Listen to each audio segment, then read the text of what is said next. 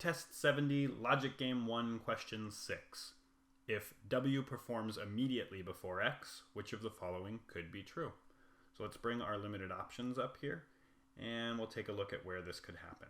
So if in our first option, W is immediately before X, that would force U into space 4 because of this rule.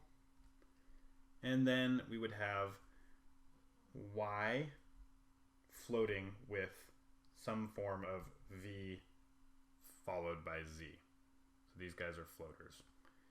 Down here, if W was immediately before X, W would be here. And again, we would have Y interchangeable with V and Z down here. So we're looking for something that could be true. Could U be fifth? Nope, we see U sixth or U fourth, but not fifth. Could V be third? Well, at first it looks like it might be able to, but remember that V has to come before Z.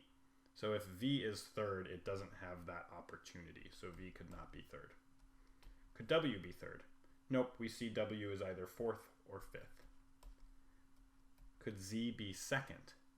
This one looks good. We could place, for instance, in this top version, V here in the first spot, Z here in the second, Y here in the third. So this one's checking out.